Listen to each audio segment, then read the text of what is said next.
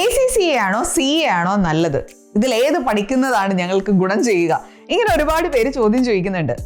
ഇതിൽ രണ്ടിൽ നിങ്ങൾക്ക് ഏതാ നല്ലത് എന്നുള്ളത് നിങ്ങൾ തന്നെ ചൂസ് ചെയ്യണം. പക്ഷെ അതിന് ആദ്യം എന്ത് ചെയ്യണം? എന്താണ് ഇത് രണ്ടും തമ്മിലുള്ള ഡിഫറൻസ് എന്നുള്ളത് ബേസിക് ആയിട്ടൊന്ന് മനസ്സിലാക്കുക. ഇതിപ്പോ ഒരു കോമൺ പ്ലാറ്റ്ഫോമിൽ നിന്നുകൊണ്ട് എല്ലാവർക്കും ACCA നന്നാവുക അല്ലെങ്കിൽ CA നന്നാവുക എന്ന് എനിക്ക് പറയാൻ പറ്റില്ല. അത് നിങ്ങൾ ഓരോരുത്തരുടെയും കഴിവുകളും അതുപോലെ നിങ്ങൾ എന്താണ് കരിയറിൽ ആകാൻ ആഗ്രഹിക്കുന്നത് എന്നുള്ളതിനൊക്കെ ബേസ് ചെയ്തിരിക്കും ഈ തീരുമാനം. ബേസിക്കായി മനസ്സിലാക്കാനുള്ള ഡിഫറൻസുകൾ എന്ന് പറഞ്ഞു കഴിഞ്ഞാൽ ACCA UK ബേസ്ഡ് ആണ്, CA എന്ന് പറയുന്നത് ഇന്ത്യ ഇതാണ്. ഇനി ACCA എന്ന് പറയുന്നത് 13 പേപ്പർ ഉണ്ട്. ഈ 13 പേപ്പറിനകത്ത് നമുക്ക് എക്സംഷൻസ് കിട്ടാനുള്ള സാധ്യതയുണ്ട്.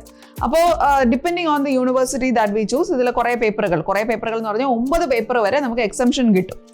ഇനി CAയുടെ കാര്യം നമ്മൾ എടുക്കുകയാണെങ്കിൽ 3 ലെവലായിട്ടാണ് ഇത് കിടക്കുന്നത്. ഈ 3 ലെവലിൽ നമുക്ക് ആകെ സ്കിപ്പ് ചെയ്യാൻ അല്ലെങ്കിൽ ഒരു എക്സംഷൻ കിട്ടാൻ സാധ്യതയുള്ളത് ഫൗണ്ടേഷൻ ആണ്. നമ്മൾ ഡിഗ്രി കംപ്ലീറ്റ് ചെയ്ത് കഴിഞ്ഞാൽ ഫൗണ്ടേഷൻ ലെവൽ സ്കിപ്പ് ചെയ്തുകൊണ്ട് ഇന്റർമീഡിയറ്റ് എന്ന് പറയുന്ന സെക്കൻഡറി ലെവലിലേക്ക് നമുക്ക് കയറാൻ സാധിക്കും. അങ്ങനെ ഒരു ഓപ്ഷൻ മാത്രമേ CAക്കകത്തുള്ളൂ. ഇനി CAനകത്ത് ആർട്ടിക്കിൾഷിപ്പ് എന്ന് പറയുന്ന ഒരു സംഭവമുണ്ട്. അത് കമ്പൽസറി ആണ്. അത് കംപ്ലീറ്റ് ചെയ്ത് കഴിഞ്ഞാൽ മാത്രമാണ് നമുക്ക് ഫൈനൽ സർട്ടിഫിക്കേഷൻ എന്നുള്ളത് പോസിബിൾ ആവുക.